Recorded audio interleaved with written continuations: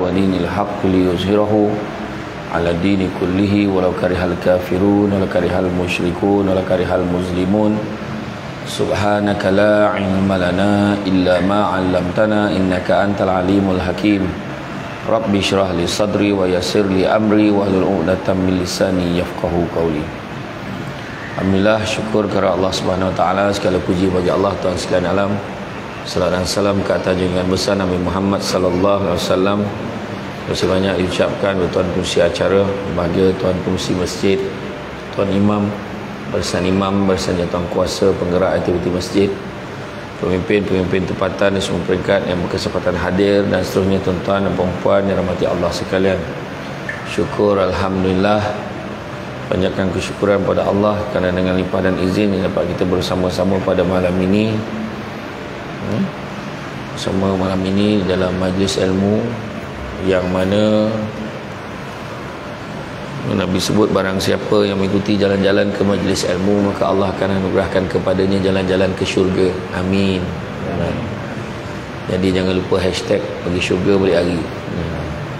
Alhamdulillah, malam ini tajuk yang telah dipilih adalah hijrah menuju mardatillah. Mardatillah ni ialah macam-macam nama orang mulia juga kan, tapi sebenarnya mardatillah ni adalah merupakan keredaan daripada Allah Subhanahu Wa Taala. Jadi kita ni berubah daripada sesuatu keadaan ke satu keadaan yang lain. Hijrah ni dari segi bahasanya berpindah daripada satu tempat ke tempat yang lain, dan begitu juga hijrah ni juga berubah daripada satu keadaan kepada keadaan yang lain. Mungkin buruk kepada baik, baik kepada lebih baik, lebih baik kepada lebih baik. Dan jangan risau, kita ni sebagai manusia sentiasa ada kekurangan kan, dan sentiasa ada ruang untuk memperbaiki diri kita. Sentiasa ada ruang. Tak ada manusia yang sempurna. Tak ada manusia yang sempurna. Dan berapa budak atas tu?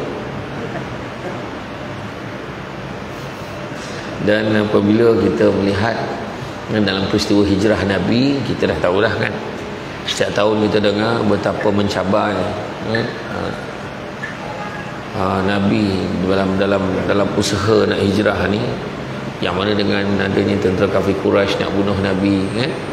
Tapi Nabi berstrategi untuk berhijrah daripada Mekah ke Yathrib, Mekah ke Madinah, dan Nabi ditemani oleh Sayyidina Abu Bakar. Berbagai halangan, sampailah Nabi berjaya sampai ke Madinah, ke Yathrib ni. Nak menunjukkan kepada kita, hijrah tu sendiri merupakan satu perkara yang memerlukan usaha. Sebab kalau kita tahu, sebelum peristiwa hijrah tu dah berlaku peristiwa Isra wal Mi'raj. Masa Isra wal Mi'raj, Nabi naik Buraq kan. Tapi kenapa Nabi tak naik Buraq hijrah tu? Kan senang, copek sikit sampai ke Yathrib tu kan, dengan orang yang kacau. Tapi kenapa tak? Sedang menunjukkan Nabi nak menggambarkan kat kita ni bahawa hijrah ni memerlukan usaha kan, memerlukan usaha, dan begitu juga satu perjuangan, dan begitu juga satu pengorbanan. Berkorban. Sebab apa dia katakan pengorbanan? Sebab Nabi kena tinggalkan kampung halaman baginda sendiri. Nak beritahu juga, bila Nabi dapat perintah Allah suruh pindah, Nabi tidak, pun tidak.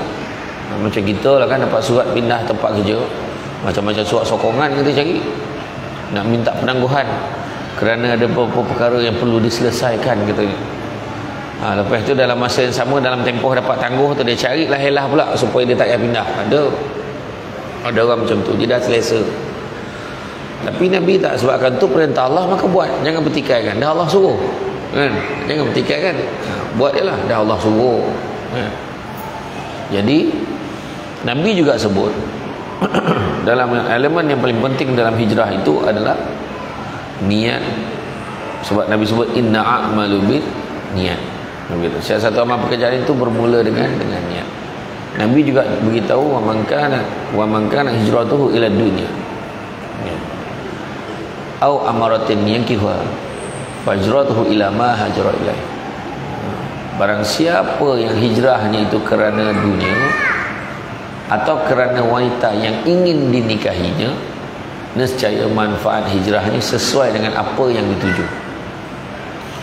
Contohlah malam ni kan yang datang dengan ceramah ni, mungkin bukan semua niat kerana Allah. Contohlah, contoh mungkin bukan semua, tapi sini semualah. Ni contoh. Ada orang tu kadang-kadang dia niatnya, aku dapat tengok dia depan-depan jadilah, kan. Ada orang tu malam ni aku mesti ambil gambar dengan dia. Contohlah, ada orang niat dia macam tu.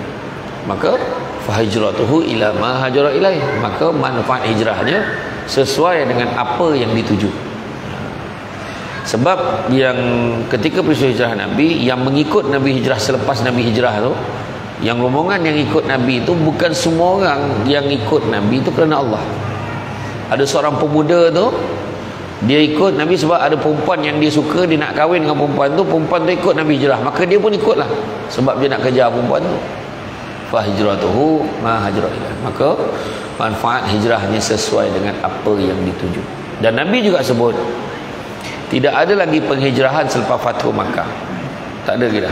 Yang ada cuma niat dan jihad. Nak beritahu niat pun susah dah. Niat pun susah dah.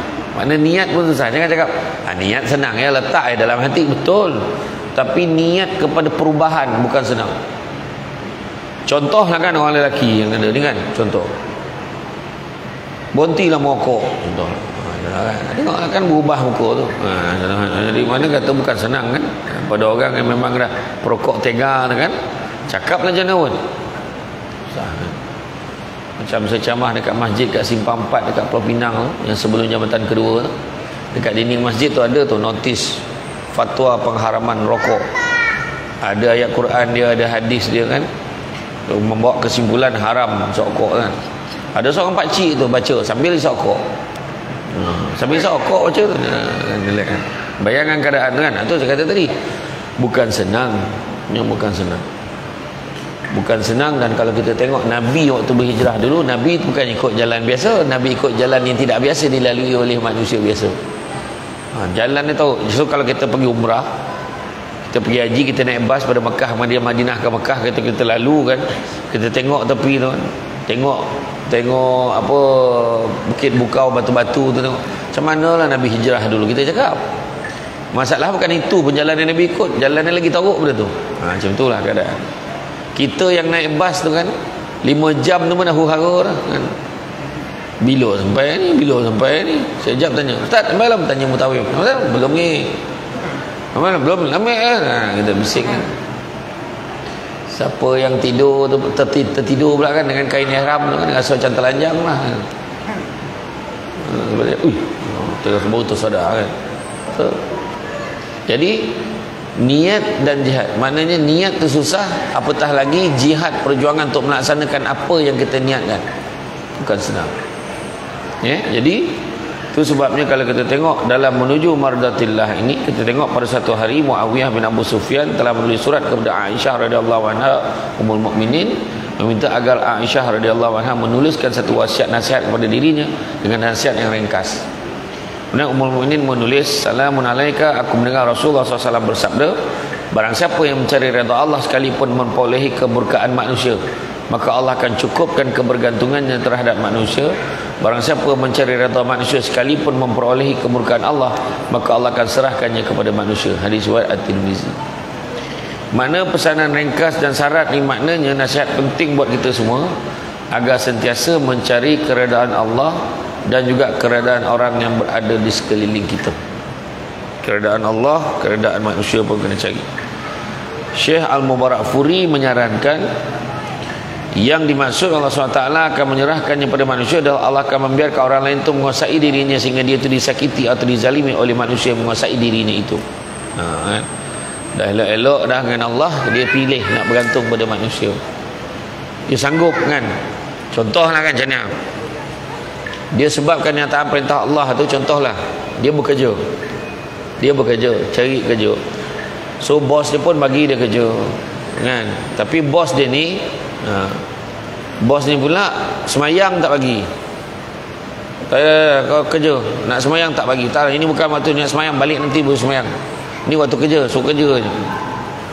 Jadi dalam keadaan itu, dia tahu. Dia tahu, dia kata dia tak ada pilihan, dia kata. Sebab dia nak kerja. Sudah pilihan ada. Rezeki Allah tu maha luas. Jadi dia sanggup berhenti, tinggalkan kerja dia tu. Tinggalkan kerja tu, cari kerja lain. Kan? Itu maksud dia. Dan walaupun tak dapat kerja, dia tak pernah mengungut. Itulah siapa suruh berhenti. Tak, dia tak mengungut. Dia yakin ada rezeki Allah yang lain. Itu maksud dia. Tapi kalau dia kata tak apalah, tak ada pilihan lain, kerja je lah, tak ada semayang. Jadi itu yang dia kata tadi. Sampailah dia dizalimi, sampailah dia disakiti, gaji tak bayar, bos satu lewat-lewat, siapa suruh? Mana cakap dah dulu, kan? Contohnya, makna redha ni boleh dibagikan menjadi dua, seperti yang disebutkan tadi. Redha hamba kepada Allah dan redha Allah kepada hamba. Maksud redha hamba kepada Allah adalah seorang hamba itu tidak membenci kepada qada dan ketentuan yang berlaku ke atas dirinya. Adapun redha Allah kepada hamba, Allah akan memastikan dia sentiasa mentaati perintahnya serta meninggalkan segala larangannya. Itu dia. Kita ni kalau tengok apa yang Nabi buat, kan, Nabi tinggalkan kampung halaman. Tinggalkan kampung halaman. Kalau orang tadi tak setuju, nyusahan betul lah, kena pergi hijrah pula. Duduk Mekah kan elok, tak tu yang ada orang cakap tu Nabi ni pelarian tu. Ada yang cakap kan Nabi tu lagi sebenarnya. Tak, Nabi tak lagi. Nak ikut orang nak bunuh Nabi bukan baru itu nak bunuh, sebelum tu pun dah ada orang nak bunuh Nabi. Nabi okey, tak ada hal kan. Tapi bila Allah perintahkan hijrah, Nabi ajak Saidina Abu Bakar, apa pandangan kau? Aku cadang kau ikut aku. Maka Saidina Abu Bakar menangis. Menangis sebab apa? Menangis gembira. Gembira sebab dia dipilih untuk menemani Nabi. Dan bila Nabi nak hijrah aja, dia nak hijrah tu, Nabi buat strategi apa? Suruh Saidina Ali, kau gantikan aku ke tempat tidur. Kan? Cuba kalau kita lah imam minta ganti. Ada orang nak belasah imam malam ni. Tapi imam cakap kau gantikan aku, kau menyamal lah jadi imam, kau pakai jubah, bawa kau berdiri kat tempat imam tu. Sanggup tak rasa ganti imam? Sebab kita tahu nak pukul biar orang ingat kita imam. Rasa sanggup tak? Kau nak mati, kau mati dah seseorang. Agak macam tu lah ayat kita kan. Tapi ini Nabi, dia rasa seronok, dia gembira sebab dapat berperanan dalam hijrah tu. Dan Nabi nak tunjukkan Nabi ni bukannya lari, Nabi keluar bukannya ikut pintu belakang nyuruk, Nabi ikut pintu depan. Nabi buka pintu depan, keluar. Bila Nabi keluar tu, nampak ni tentera kafir Quraisy ni keliling, semua dah keliling, dah standby nak bunuh Nabi dah. Tapi dia orang memandang tapi tidak melihat. Kan? Mandang tapi tak melihat. Hebat ke tak hebat? Hebat lah kan. Tapi pernah berlaku tak kat kita? Pernah berlaku tak? Berlaku macam tadi saya lalu, ada yang tak perasan kan. Masa bila dia lah dia punya contoh lah kan. Jadi macam tu lah. Kita puas lah tunggu-tunggu tu ni. Tunggu. Rupanya dia dah ada kat dalam. Contoh kan. Mencari-cari contoh lah. Tapi bukanlah kata saya ni sama macam tak. Maksudnya Allah kalau nak bagi kita tak perasan, memang boleh. Tak mustahil Allah boleh buat. Tak ada yang mustahil bagi Allah. Allah tutup hijabkan pandangan tentera kafir Quraisy tu. Tak nampak dah. Kemudian Nabi pergi dekat salah seorang tentera tu, Nabi ambil pasir tu, tabur kat kepala dia. Tak agak sedar lagi tu. Sambil Nabi baca wa ja'alna min baini aidihim saddan wa min khalfihim saddan fa asyainahum fa hum la yubsirun. Semua tahu ayat tu. Dalam surah apa? Surah Fatihah ya. Surah apa? Yasin. Ingat tak tahu tadi main angguk lah dia. Jangan lagi kan. Dalam surah Yasin. Ya, di mana tembok-tembok di hadapan mereka, di mana tembok-tembok di belakang. Afala yubsirun. Apakah mereka tidak melihat? Apakah dia tak melihat? Memang dia tak nampak. Tak nampak. Allah tutup pandangan dia. Dikatakan ada seorang penduduk kafir Quraisy ni nampak. Dia nampak Nabi tabur pasir ke kepala tu. Datang. Kenapa kau biarkan Muhammad tu? Dia dah keluar dah tadi lalu depan kau. Mana ada? Ada. Mana ada? Ada bergaduh dah. Dia pun cakap, kau pergi tinjau ke tingkap tu. Ini terjemahan dia tak macam tu burak dah. Ya? Macam Negeri Sembilan nak burak apa hal pula kan. Kau pergi tinjau kat tingkap tu kau tengok. Ada ke tak Muhammad kat dalam tu? Bila tanya elok dia berselubung dalam tu, dia kata. Sedangkan yang berselubung tu Saidina Ali. Macam tu lah kisah dia. Jadi, dan Nabi bila keluar, Nabi terus pergi duduk berdasarkan salah satu daripada perangka strategi Nabi nak hijrah tu. Kan, Nabi duduk dekat dalam, bersembunyi dekat dalam gua apa? Gua Hira. Gua apa? Gua Sur. Gua Sur kan. Jadi gua Hira tu tempat Nabi temu wahyu kan. Gua Sur. Tu semua tahulah tu cerita yang kena sengat, kena bisa kala jengking tu tahulah tu kan. Yang burung buat sarang lepas tu lah tu tahulah. Nak tunjukkan benda tu memang dah well planned. Dalam bahasa orang Sentosa kan. Well planned kan. Sayyidatina Asma bila malam hantar makanan. Hantar makanan. Ada handphone ke masa tu? Seni bakal mesej, abah lapar ni, kau hantar makanan sikit. Tak ada makanan nanti. Kau tiga langkah ke kanan, lepas tu kau tahu sini nanti. Tak ada. Kan? Jadi maknanya dah dirancang. Dan pengorbanan yang cukup besar, kesusahan yang dilalui Sayyidatina Asma. Siapa dah pergi umrah, dia tahulah naik Gosur tu macam mana. Dia taklah setinggi Gua Hira, tetapi memang tinggilah. Kan? Masalahnya Sayyidatina Asma naik hantar makanan dengan tahap diri dia tu syarat mengandung 9 bulan. Bukannya baru awal-awal kehamilan. 9 bulan dah tunggu masa. Nampak tak? Bayanglah dah lah naik bukit tu tak macam kita sekarang dah ada denai-denai nak tangga-tangga nak pijak tu. Dulu mana ada. Macam tu lah pengorbanan yang dibuat. Kemudian setelah beberapa hari dah susun strategi, Amir Fuhairah pun yang apa bagi maklumat. Kemudian Abdullah Uraikid yang bukan Islam tolong tunjuk jalan. Mana jalan nak ikut? Tu ikut jalan yang tak biasa dilalui. Sampailah ke Kuba kan. Nabi sampai Kuba, Nabi bina masjid dengan tulang kepak kerat Nabi, dengan usaha Nabi. Cuma masjid Kuba tu taklah secantik hari ni. Nabi buat tu asas kan. Dan bila sampai ke Yathrib, ya Allah, yang menyambut Nabi tu sambut dengan penuh keriangan, bersyair dan semuanya. Tala'al badru alaina min saniyatil wada' wajaba syukru alaina mada'a lillahi da'. Happy.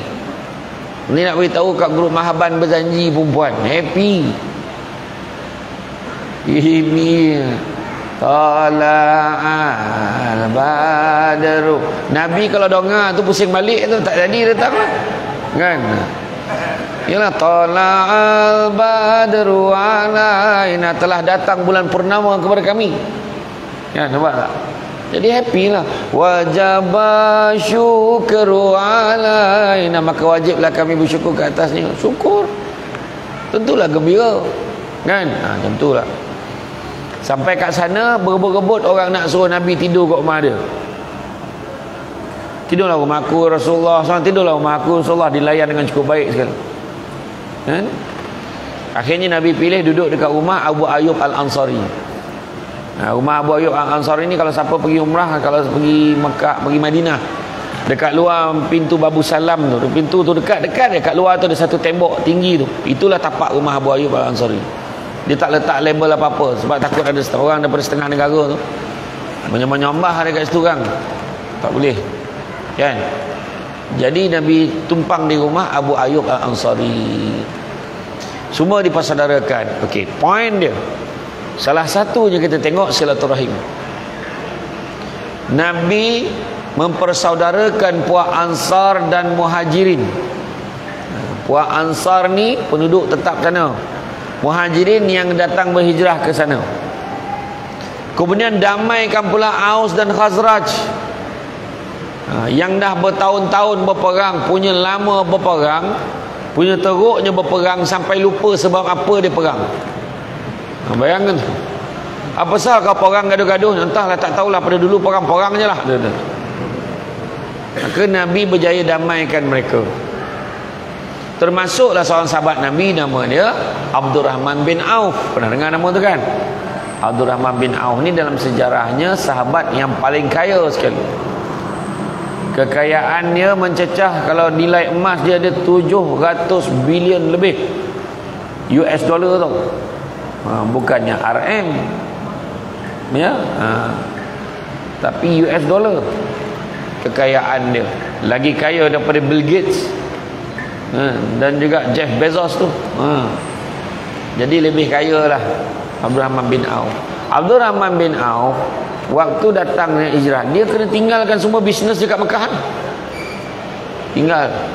Sebab apa? Sebab kerana Allah ni nak dapat keridhaan Allah, ikut Nabi. Malahan dia ajak, mari kita. Bukan kata, yalah hijrah lah. Tak ada. Dia siap ajak, mari kita hijrah. Dan dalam tangan dia tu yang dibawa bekalan ni adalah keju dan minyak. Itulah modal yang dibawa pergi ke Yathrib. Sampai di Yathrib, Nabi kata, aku persaudarakan kamu Abdurrahman bin Auf dengan Sa'ad bin Rabiq. Sa'ad bin Rabiq ni orang Ansar, orang kaya Ansar. Dia ada ladang-ladang kurma kan. Dia merupakan saudara unta leher panjang. Bukan. Dia merupakan orang kaya, ada kebun-kebun kurma. Maka dia cakap, wahai Abdurrahman bin Auf, sekarang aku ada banyak ladang kurma, mana satu kau nak? Kau cakap aja. Apa Abdurrahman bin Auf kata? Maha suci Allah, semoga Allah merahmati kamu wahai saudaraku. Aku tak mau, tak nak dia. Kalau macam tu, aku ada ramai isteri, mana satu kau nak? Kau pilih, open tender. No, dia bukan dia kata, kau pilih lah ni pemalas ni, aku dah tak apa-apa nak sangat. Bukan. Sekarang aku ada beberapa isteri, mana satu kau nak? Kau cakap je. Kalau kita lah dah cania dah. Macam tu lah agaknya kan. Tapi dia tak. Dia kata, maha suci Allah, semoga Allah merahmati kamu, aku tak mau. Habis kau nak apa? Cukuplah kau tunjukkan aku jalan menuju ke pasar, aku nak meniaga di sana. Meniaga lah, modal tu lah. Keju dengan minyak yang bawa kat tangan dia tadi. Meniaga. Berbekalkan itu sikit-sikit yang dijual. Dapatnya ada beli ni, dapatnya ada beli ni, jual. Dan akhirnya masalahnya waktu dia pergi tu dekat pasar tu didominasi oleh puak-puak Yahudi. Dah lah ramai yang menipunya, menipu dalam timbangan, menekan-nekan pengguna, scammer. Scammer ada. Tipu je. Jadi itu sebab orang senang berurusan dengan Abdurrahman bin Auf. Dia tak sorok barang, dia memberi timbangan yang adil, dia memberikan perjanjian yang menyenangkan kedua-dua belah pihak. So sebab dia jadi terkenal. Bayangkan dia jual unta, dia beli unta modal 1000 dinar, jual balik pun 1000 dinar. Orang lain beli 1000 dinar, jual 5000 dinar. Dia beli 1000 dinar, dia jual balik pun 1000 dinar. Maka soalan dia apa, orang perempuan? Soalan dia apa? Soalan dia, mana untung tu? Kan? Orang perempuan kan capek tanya benda tu. Orang lelaki memang ikhlas tu kan. Tapi orang perempuan kata, mana untung lah? Macam tu kan, orang perempuan kan. Jadi rupanya dia ambil untung pada tali yang mengikat unta tu. Jadi setiap unta yang terjual, dia kena bayar duit tali itu 2 ke 3 dinar macam tu.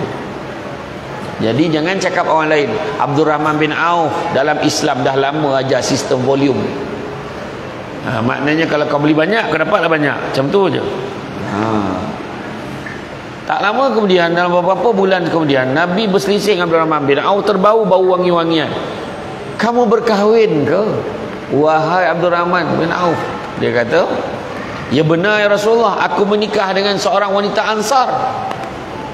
Kenapa kau tak baik kenduri? Buatlah kenduri. Nabi kata, buatlah satu jamuan, buatlah walimatul urus, walaupun hanya dengan seekor kambing. Tu sebab kita sunatkan buat kenduri tu kan. Nak masyurkan beritahu orang dia dah nikah kan. Tiba-tiba kau nampak ada berpolok-polok lah dalam kereta tu, kau tak tahu dia dah nikah. Macam tu kan. Itu kita lah. Itu sebab kita buat majlis kenduri. Tapi kita dahsyat kan, dahsyat kan. Dia punya pelamin boleh bergerak-gerak sekarang ni kan. Arasnya lampu lip-lap. Lampu lip-lap kek baju pengantin perempuan tu, bukannya dekat kemah lah kan. Sekarang punya zaman pelik-pelik kan. Jadi buat ulimatul urus. Jadi nak beritahu Abdul Rahman bin Auf ni kaya dia. Setelah kewafatan Nabi, dia masih lagi menjaga kebajikan isteri-isteri Nabi. Isteri-isteri Nabi kalau nak keluar ke mana, dia dah siap dah 2 pegawai yang akan ngiring isteri Nabi pergi pasar ke apa, escort, jaga keselamatan dan tolong bawa barang. Abdul Rahman bin Auf bayar gaji mereka. Kemudian Abdul Rahman bin Auf ni pula, dia juga bagi pampasan kepada keluarga mangsa dalam perang Badar tu. Semua dapat. Keluarga perang Badar yang terlibat dengan perang Badar semua dapat. Dia bagi pampasan. Duit kita hari ni satu keluarga dapat 400,000 lebih kurang. Macam kaya tak kaya? Kaya. Kan? Tetapi sebagaimana kita tahu, Abdul Rahman bin Auf adalah salah seorang daripada 10 sahabat Nabi yang dijanjikan syurga. Tapi dia paling lambat sekali masuk syurga sebab harta dia banyak. Semua kena tanya. Jadi tak usahlah minta kaya, tuan-tuan. Payah lambat masuk syurga. Boleh macam tu? Tak dapat dah nak kaya kat kan. Nak kaya lah Ustaz, memang tak salah dah kan, kaya tak salah, tapi kaya jangan sampai kita lupa kepada Allah. Macam itulah kan. Kaya ni pun subjektif. Berapa baru kaya? Ada orang tu garu kepala tu. Kenapa? Salah ni kenapa? Dalam bank tinggal 10 juta tu. Tak rasa nak bunuh kawan ni, dia cakap. Sebab dia jadi macam tu kenapa? Sebab dalam bank dah biasa dia 100 juta, tiba-tiba tinggal 10 juta, dia rasa susah sangat. Jadi yang paling mustahak kita tengok, bila Nabi sebut tidak ada penghijrahan selepas Fatu Makkah, yang ada cuma niat dan jihad, maka kita kena perbetulkan niat kita. Perbetulkan niat kita. Inna a'malu bin niat. Kena betulkan niat kita. Niat ni macam mana? Lillahi ta'ala. Datang tu kerana Allah. Dan kita nak buat ni semua kerana Allah. Tengok dalam surah Al-Mudassir ayat ke-5. Perintah Allah meninggalkan keburukan dan kemaksiatan. Maka dalam ayat Allah Ta'ala nyatakan, dan tinggalkanlah segala perbuatan yang keji. Tinggalkan. Benda-benda tak baik jangan buat lagi dah. Dan kalau dulu tak semayang, sekarang jadi semayang. Macam tu. Tinggalkan benda-benda tak baik. Kalau dulu minum arak, dah tukar, dah minum air kosong. Kan? Minum air yang halal. Kan? Jadi berubah. Tinggalkan keburukan. Kalau dah biasa maki hamun suami, berhentilah. Ya. Menurut kajian, suami mati dulu. Menurut kajian di Malaysia ni, kecenderungan suami mati dulu lebih tinggi daripada isteri mati dulu. Jadi orang perempuan buatlah baik. Kita tak tahu kalau tiba-tiba besok dah keras di sebelah kita. Si usik keras lah bang. Satu badan keras tau. Orang cakap lain fikir. Dah keras makna dah jadi mayat lah kiranya. Kan. Lah pergi dah abang, tak sempat minta maaf. Tu ayat perempuan tu. Time hidup kau hamunnya kan? Bukan orang sini, saya dah cek lah. Orang yang paling damai dan elok hidupnya Seri Sentosa. Kan Sentosa dia tak jadi macam tu, tempat lain. Dia hamun lelaki. La ilaha illallah. Abang nak air, pergi ambil kat kolah tu. Kat kolah kau suruh. Aku nak minum, bukan nak mandi. Bayangkan tu. Punya kasar orang perempuan ni. Orang perempuan tolonglah belajar berlemah lembutlah terhadap suami kamu. Lelaki ni bukan boleh bagi muka start. Ayat dia. Kau tak nak bagi muka, kau nak bagi kaki. Kan? Orang perempuan nak masuk syurga senang. Senang orang perempuan. Nabi kata apa? Jaga solat. Okeylah. Jaga puasa. Tak susah pun kan. Jaga maruah diri, maruah suami. Itu dah mula susah. Ya kadang ni kutuk suami dia lagi ada. Apa tengok laki kau macam tak kerja. Memang pun nyusah korang, mati lagi baik. Bayangkan tu bini cakap macam tu. Apa jadi bini macam tu? Patutnya isteri tak adalah, dia kerja sebenarnya. Cuma tinggal lagi dia banyak kerja part time. Maka doa-doa lah mudah-mudahan dia dapat kerja tetap. Macam tu. Aduh pula jatuh kamar. Dan yang keempat apa? Taat kepada suami. InsyaAllah. Jaga empat-empat ni syurga. Faham perempuan? Faham tak? Jadi taatlah perintah suami, jangan meninggi kepala. Dia nak setuju je. Faham?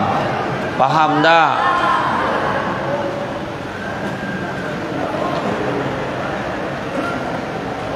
Wah, takut kau. Kan? Jadi orang perempuan taat aja. Mana dia suruh sign tu sign je. Sebab suami nak transfer tanah nama kita.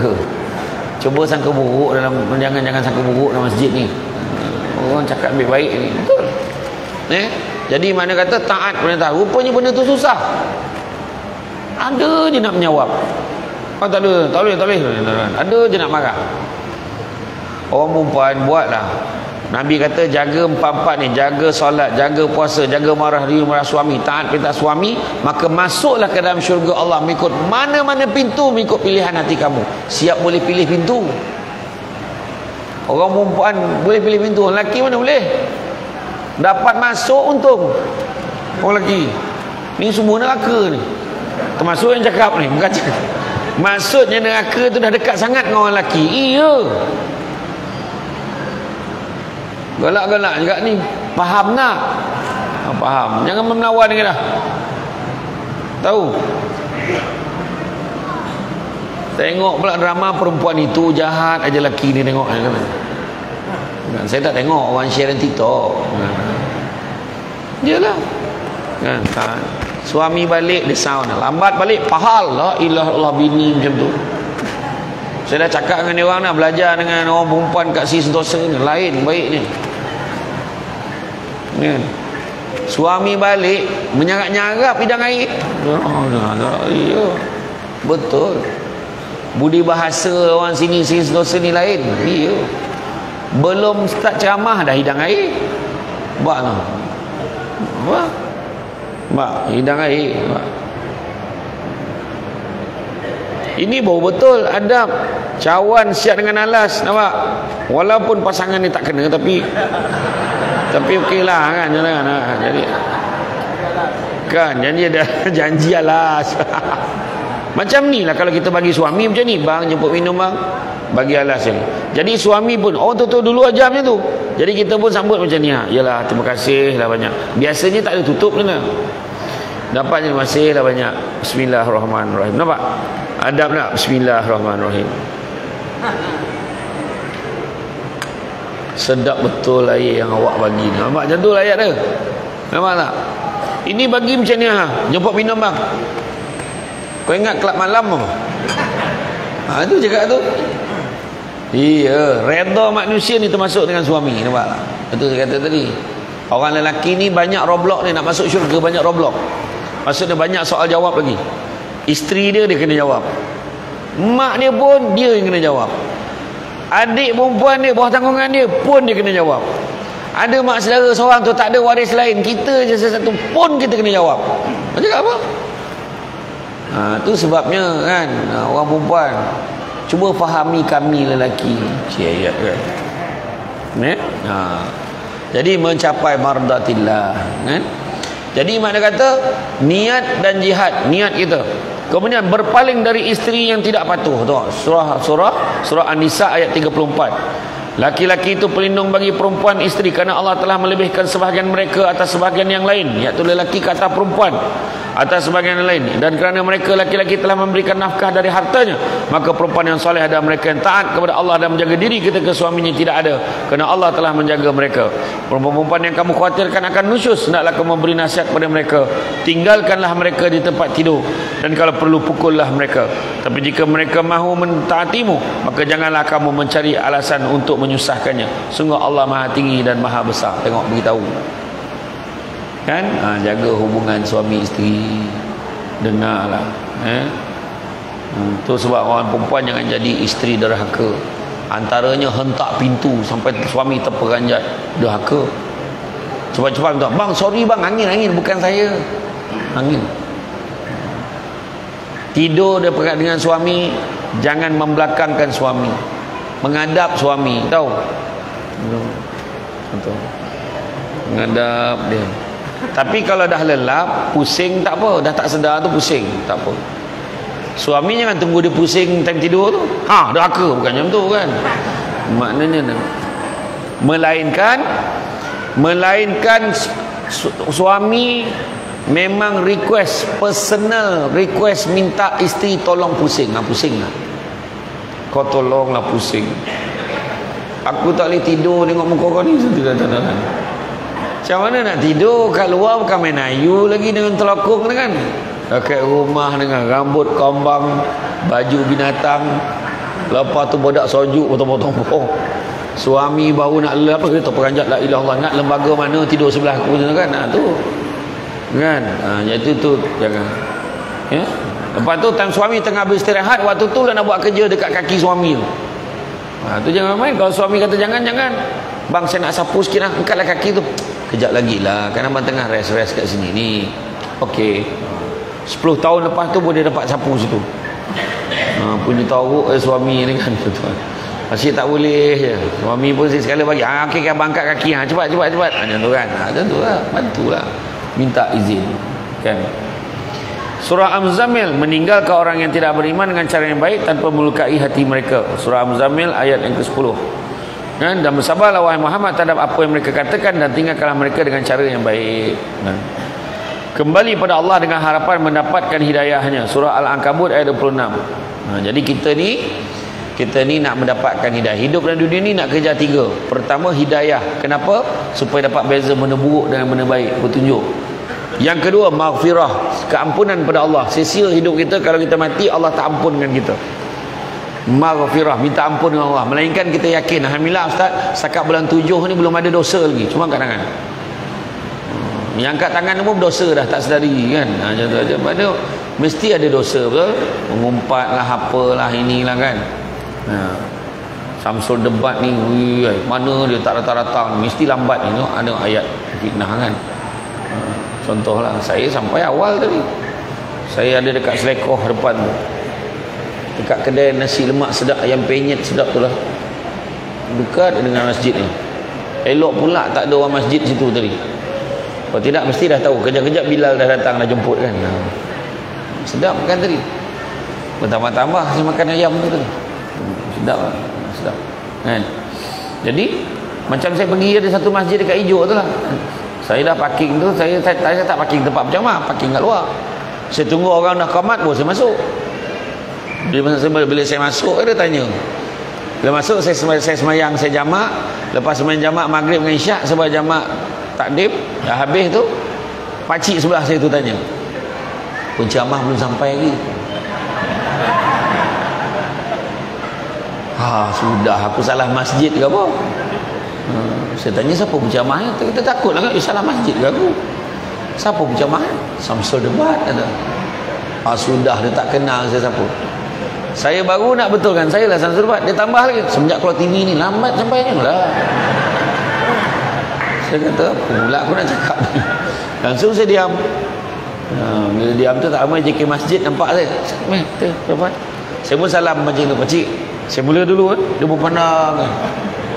Saya pergi sampai kat meja ni, dia pakai mic, tengok pakcik tu dah tak ada. Balik pakcik tu. Kan, itulah kadang kita kadang tak perasan tu. Orang cakap siang pandang-pandang, cakap malam dengar-dengar kan.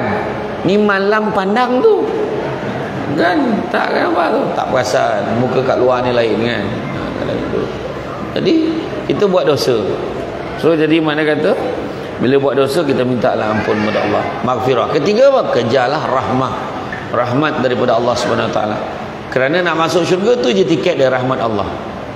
Dan nak dapat rahmat Allah tak ada cara lain, beribadahlah sebanyak-banyaknya.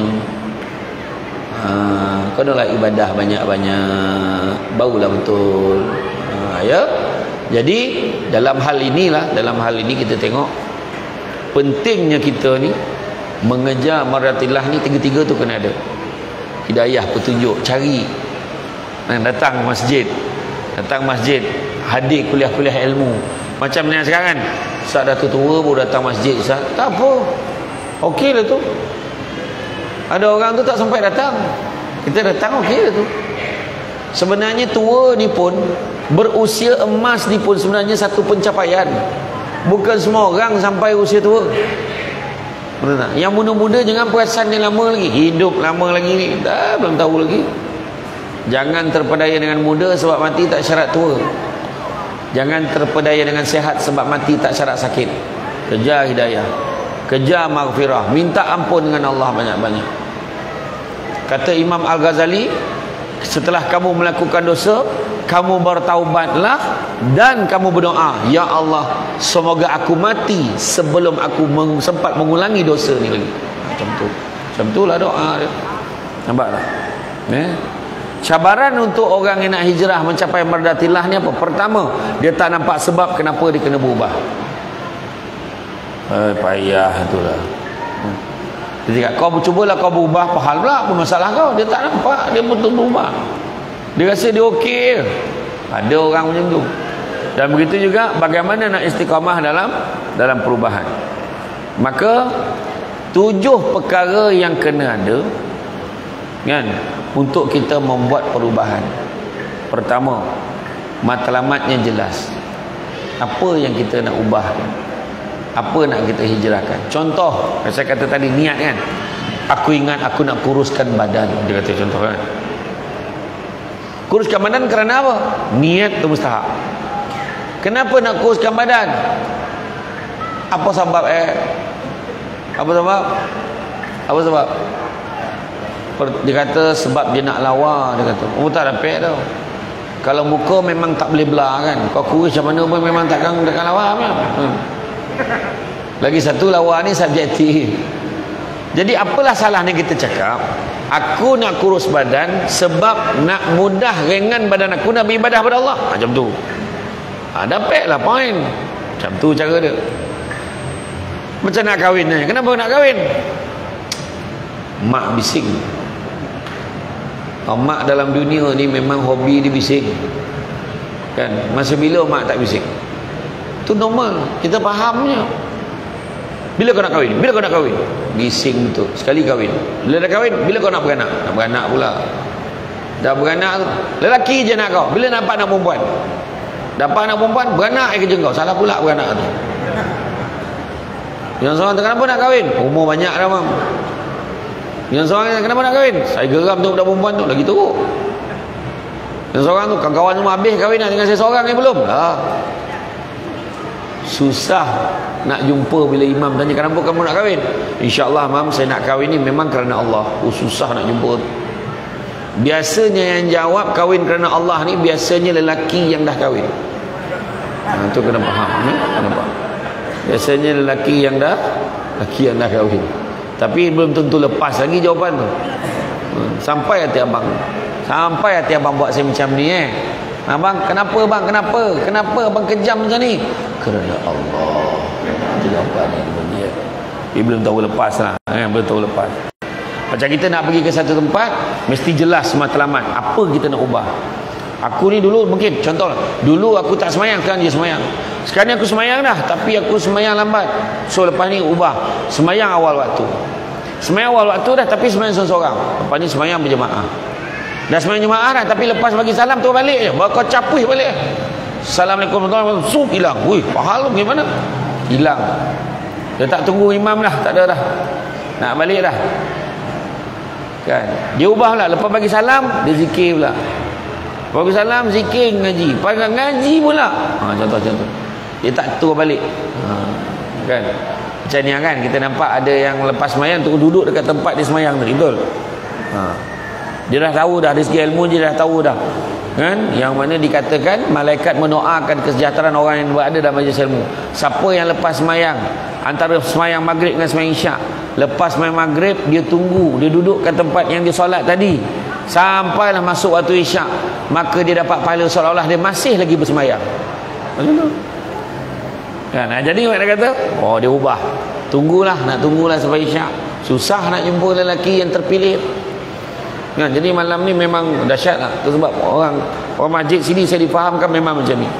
Kalau tak ada ceramah pun memang dia duduk macam ni lah. Sampai isyak lah. Mudah-mudahan kan? Jadi makna kata kita matlamat jelas. Yang kedua, melazimi taubat. Sentiasa taubat.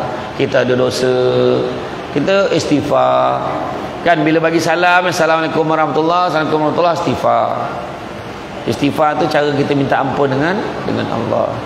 Jangan jadi manusia yang sombong dengan Allah. Itu tadi itulah. Bagi salam tu bangun balik, makna orang tu sombong dengan Allah. Kita ada dosa, mesti ada dosa, maka istighfar. Sahabat tanya, kaifa nastaghfir ya Rasulullah? Macam mana cara nak minta ampun dengan Allah ni? Nabi ajar astaghfirullah. Astaghfirullah. Astaghfirullah. Kan susah apa? Kau rajin lagi buat macam imam tadi. Astaghfirullahalazim la ilaha illa huwal hayyul qayyum wa atubu ilaih. Kan? Astaghfirullahalazim la ilaha illa huwal hayyul qayyum wa atubu ilaih. Biasa imam buat berapa kali? 3. Azan dah. Belum ni. Kan? Sekali imam itu rajin pula buat 10 kali. Orang belakang dah bising. Alah banyak lah istighfar. Kan? Sedangkan istighfar ni Nabi kata barang siapa yang melazimi istighfar ni apa jadi? Pertama, dijauhkan pada bala dan musibah, didatangkan rezeki, dijauhkan daripada, dilapangkan dari segala kesempitan, dan didatangkan rezeki daripada jalan yang tidak disangka-sangka. Masuk itu dah. Dah.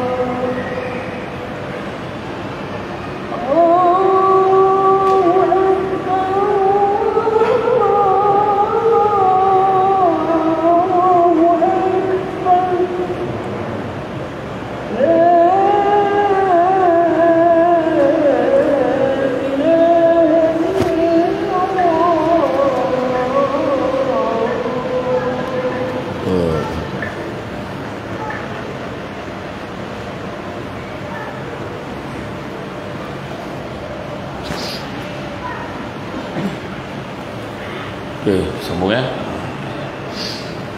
Jadi kita melazimi taubat kita, minta ampun dengan Allah hari-hari kan. Kalau astaghfirullahalazim, kalau yang rajin lagi astaghfirullahalazim la ilaha illa huwal hayyul qayyum wa atubu ilaih. Rajin lagi Astaghfirullah innallaha kana tawwaba. Kajian lagi, Allah man tarabillah ilaha illa anta khalaqtani wa ana abduka wa ana ala ahdika wa wa'dika mastata'tu a'udzubika min syarri ma sana'tu abu laka bi ni'matika alayya wa abu bi dzambi faghfir li fa innahu la yaghfiru dzunuba illa ant. Kan? Itu perlu istighfar kan. Tapi astaga Nabi tak ajar. Ya, kau ada lah astaga kan tu. Kemudian berdoa kepada Allah, minta doa kepada Allah, minta Allah bantu kita dalam perubahan, bantu kita nak arah menuju ke arah keredaan Allah kan. Kadang-kadang kita tak kuat kan, minta Allah bantu kita supaya kita istiqamah. Macam contohlah nak datang masjid hari-hari, bukan senang. Nampak macam senang kan, tapi orang yang dah datang hari-hari, oh dia tahu sebenarnya mula-mula tu nak mula tu macam-macam perasaan ada. Ini kan datang kan, mulalah orang cakap ni aku ni pahala tiba-tiba datang kan. Tak ada, dipikir orang kan, jangan fikir ni rumah Allah datang kan, datang. Begitu juga seterusnya, yang seterusnya adalah mulakan dengan perubahan yang ringan, sikit-sikit, jangan terus banyak ya. Macam istighfar tadi kan, kita kalau kat rumah tu istighfar, kita buat macam mana? Kita istighfar, kita buatlah 1000 kali sehari. Sudah banyak terus gitu. Maksud saya 1000 kali sehari tu macam mana? Lepas subuh 200, lepas asar, lepas zuhur 200, lepas asar 200, lepas maghrib 200, lepas isyak 200. Apa 1000? Bukan lama pun. Kan Nabi dah ajar astagfirullah. Astagfirullah, astagfirullah, astagfirullah, astagfirullah, astagfirullah, astagfirullah, astagfirullah. Astagfirullah, astagfirullah. Tu dah 30. So tak sampai 2 minit settle 200. Lepas zuhur 200, lepas asar 200, lepas maghrib 200, lepas isyak 200. 1000 sehari. Jangan terus 1000 terus. Memang penat, lepas tu tak buat lagi kan. Dah buat sebab malaikat akan ambil istighfar kita tu, dipadamkan dosa-dosa kita. Tu tak termasuk dosa mensyirikkan Allah, tu tak termasuk. Tapi dosa yang dosa biasa tu dipadam. Katalah dosa hari ni ada 150 dosa, contohlah 150 dosa kita buat hari ni. Ada balance lagi berapa? Ada balance lagi 700 setengah, 800 setengah, 850. So yang itu malaikat akan buka pula muka surat semalam, muka surat sebelum ni, cuci. Itu sebab penting istighfar. Sombong, Assalamualaikum warahmatullahi wabarakatuh, balik istighfar. Kalau paling tidak paling pemalih kali mula kan, astagfirullah, astagfirullah, astagfirullah. Baca doa paling pendek sekali, Allahumma barik lana fima razaqtana wa qina azabannar. Amin. Dia pun cakap doa makan baca. Allahumma barik lana, Allah berkatilah kami fima razaqtana, kata rezeki kami, wa qina azabannar, dan jauhkanlah kami berazab api neraka. Mana makan? Tak ada pun cerita makan. Tapi jangan baca kuat-kuat. Allahumma barik lana fima razaqtana. Takut budak-budak ni dengar kan, doa makan. Budak-budak pun takut doa makan. Kan? Tak macam tu kan. Jangan kita sombong. Paling tidak. Kemudian pilih persekitaran yang sama dengan tujuan matlamat kita. Kita nak semayang berjemaah, kita nak semayang penuh. So datang persekitaran orang yang semayang. Itu yang dulu saya ada pernah sepentas dengan adalah seorang hamba Allah ni. Dia asalnya senapang, lepas tu dia buang senapang. Faham tak? Dulu elok lelaki, tiba-tiba jadi perempuan. Lepas tu dah bertobat jadi lelaki, dah jadi perempuan balik. Warning kan? Dia yang duduk sebelah saya, dia duduk sebelah saya forum. Masa tu dia dah berubah. Dia kata dia terdengar suara azan wahal masjid jauh. Dia kata, dahsyat tu. Aku duduk sebelah tu perhati, tengok kulit dia putih betul. Jantan tu kan. Jadi dia kenapa dia jadi berubah balik pada tu? Sebab percampuran dia dengan orang-orang yang macam dia dulu. Itu tak ada. Datang masjid, campur dengan orang masjid. Tentulah baru tak boleh berubah. Kan? Datang kuliah ilmu, baru boleh berubah dengan kuliah ilmu. Orang perempuan ni datang kuliah ilmu kan, boleh, masalah, elok lah tu. Orang lelaki kadang-kadang nak mengajar tak boleh. Saya nak mengajar tak pandai.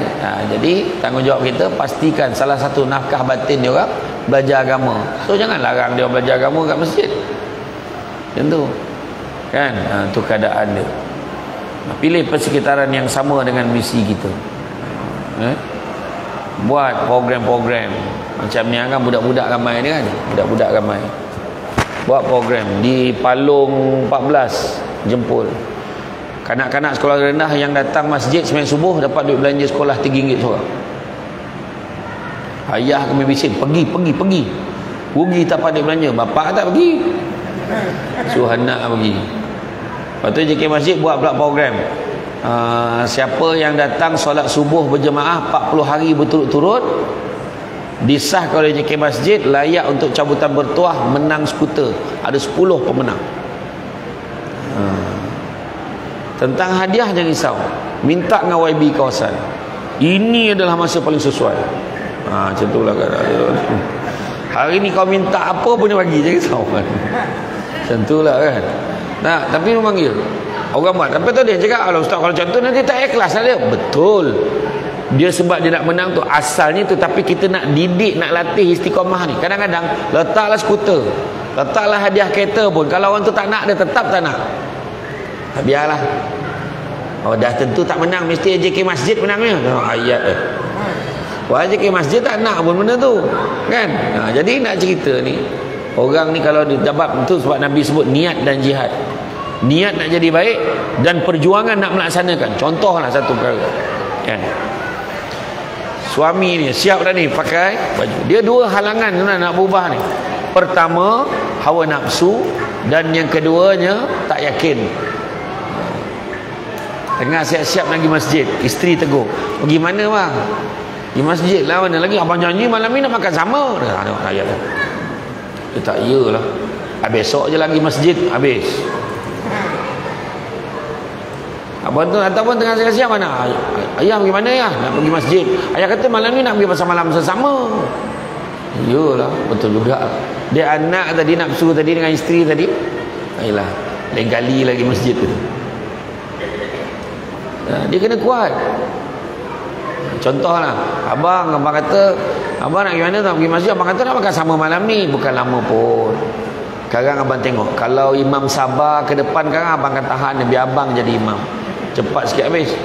Imam sabar ni, sabar sikit bacaan dah kan. Jangan risaulah, insyaAllah lepas abang pergi masjid tak lama balik kan, kita makan sama. Tengok kan, kuat, bukan susah pun. Ayah kata nak pergi pasar malam sesama. Kau jangan risaulah, ayah balik masjid kan kita pergi. Pasar malam tu takkan tutup selagi ayah kau tak sampai. Wah, contoh ayah dia main confident ayah. Pasar malam tu ayah yang buka dulu. Tentu kan. Tak, maksudnya kena kuat. Tak yakin, kenapa? Tak yakin dengan pahala, tak yakin dengan dosa pahala, tak yakin dengan ganjaran Allah nak bagi. Contoh semayang jemaah ni. Semayang berjemaah berapa kali ganda pahala berbanding semayang seorang-seorang? Berapa kali ganda? Berapa kali ganda? Tengok ramai je 27. Tak ada pun fikir dalam 20 lebih macam tu lah. Tak, semua jawab 27, yakin. Tapi kenapa tak ramai? Sebab pahala tak nampak. Pahala tak nampak. Kalau hari-hari dengan baca ilmu lama dia yakin. Dia tak yakin sebab dia tak nampak macam mata kasar, macam duit. Katalah 27 kali ganda tu tukar jadi RM27. Apa macam? Satu waktu RM27. Assalamualaikum warahmatullahi wabarakatuh. Assalamualaikum warahmatullahi wabarakatuh. RM27. Okey. Yang seorang tu, Assalamualaikum warahmatullahi wabarakatuh. Tengok, tak ada pun ya Allah. Zap, sistem lambat sikit. Contoh lah kan. Dan dia tempat dah lambat sistem. Kan? Dia ada masalah sikit, dia lambat, tapi dia dapat lah. Masa tu orang perempuan dah tahu dah perbualan dia. Kau dah berapa lama dah semayang sini lehau je. Bukan nama sebenar. Baru 2 minggu kak, banyak duit kau. 25 kali 5 kali 14 2 minggu. Aku baru tahu ni punya marah tu. Tak berguna punya jiran. Cakap lah marah dia. Wahal penceramah dah beritahu dah. Bukannya baru sekali tu, hari-hari selalu beritahu. Itu orang perempuan. Orang lelaki dia tak bincang isu tu. Orang lelaki dia bincang isu dasar. Agak-agak engkau lah kalau kita ni makmum dapat 27. Kau agak-agak imam dapat berapa? Ada tu orang lelaki dia macam. Dia tahan ni motosikal imam. Imam cakap, imam dapat berapa? Imam ni jenis mengendah diri kan. Alhamdulillah. Adalah. Cakap imam kena telus. Iyalah. Tengok keadaan. Kadang-kadang kalau lupa-lupa tu kurang dapat tu. Tapi kalau khusyuk lebih, bacaan tu okey, jelas, insya-Allah tak ada masalah. Teruk-teruk pun RM30 ke RM40 tu tak lari lah. Oh, malam tu bertumbuk nak jadi imam. Semua orang nak jadi imam maksud tu kan. Tapi masalahnya yang Allah nak bagi tu bukannya sebesar RM27. Lebih besar 27 bukan ringgit, tapi 27 kali ganda daripada pahala solat seseorang. Itulah cerita dia. Contoh sedekah. Kadang ada orang tak sedekah, walaupun duit dia ada banyak, tak nak sedekah. Tengok korban dia itu. Sini berapa ekor korban dia itu? 18, 16, 19 ekor. Betul atau tidak? Dalam senarai yang sumbang, kebanyakannya senarai nama bulang pada tahun dulu. Betul. Kenapa bulan? Sebab dia dah tahu dah kelazatan dia sedekah tu. Kan? Kalau tak mampu masuk satu bahagian, ambil sekor. Macam tu. Tak mampu ambil lembu, hantar ke bau. Dilimbang ke bau lagi murah daripada lembu. Saya tu ambil sekor dekat sana, limbang 5,500 ke bau. Lembu lagi mahal di Sarawak, di Limbang tu. Sebab ada patung kebau kat dalam bot dia. Dek banyak ekor bau, dia buat pertandingan lumba kebau masa saya datang tu. Ya. Jadi itu sebab jadi kita tak mampu. Tapi sedekah tu kita kena tahulah, tak mampu, buatlah apa yang kita mampu. Tak mampulah bagi lembu, tak apalah, aku datanglah tolong lapah pun tak mampu, tolong timbang tak mampu, timbang tu masuk je dekat dalam plastik pun boleh. Tak mampu juga, pergi hantar daging tu rumah orang yang boleh terima, hantar. Tak mampu juga, kau beratur ambil ke daging bahagian kau balik lah, payah sangat kan tu. Itu pun ada yang tak mampu, ke masjid hantar kat rumah dia, betul tak? Allahu Akbar. Jadilah keadaan. Jadi mana kata, pilih persekitaran ni penting. Bercampur dengan sesiapa tu penting. Tengok kawan dengan siapa kan? Kemudian jaga solat dan sentiasa mengingati Allah. Jaga solat. Lebih 90% pasangan di Malaysia yang bercerai ni, di Malaysia 90% puncanya adalah tak jaga solat. Bukan kata tak solat jemaah, memang tak solat. Kena jaga. Kalau tiang agama tak jaga, macam mana nak jaga tiang rumah tangga? Kena jaga. Dan begitu juga bersyukur pada setiap proses perubahan yang kita nak buat. Nak mencapai mardatillah ni kan, kena sama bersyukur. Alhamdulillah aku dah mula semayang dah. Alhamdulillah aku dah mula memperbaiki semayang aku. Alhamdulillah aku dah mula memperbaiki bacaan aku. Sentiasa syukur pada setiap proses. Jadi kesimpulan dia, perubahan ni bukan satu perkara yang mudah, tetapi dia boleh dilaksanakan. Daripada buruk pada baik, baik pada lebih baik, lebih baik pada lebih baik. Sebab nak dapat keuntungan apa? Keuntungan akhirat. Jadi itu sebabnya dalam Quran surah Asy-Syura ayat 20 Allah beritahu, barang siapa yang mengejar keberuntungan akhirat, nescaya kami akan tambahkan keberuntungannya itu. Namun barang siapa yang mengejar keberuntungan dunia, kami akan berikan sebahagian saja daripada keuntungan dunia itu, dan takkan ada satu bahagian pun untuknya di akhirat kelak. Itu maksudnya. Jadi mana nak kejar akhirat, dunia pun dapat. Kejar dunia dapat sikit, akhirat langsung tak dapat apa. Jadi kejarlah akhirat, tuan-tuan dan puan-puan sekalian. Nak mencapai redha Allah ni boleh dicapai, tapi kita kena usaha. Kena usaha. Jadi tuan-tuan dan puan sekalian, saya faham signal-signal yang diberikan, insya-Allah. Jadi kalau cara tu dah tenung lama, macam dah tak beranjak. Yang seorang tu pula bila saya pandang time tu lah, dia belum buat-ubah kedudukan kaki dia, memang dia dah penat sangat tu. Memang dia nak saya nampak perbuatan dia tu. Jadi macam mana pun, yang paling penting sekali perbetulkan niat kita. Setting tadi, perbetulkan niat kita, insya-Allah. Mudah-mudahan apa yang kita usahakan membuahkan hasil, mendapat keuntungan di dunia dan juga di akhirat. Amin.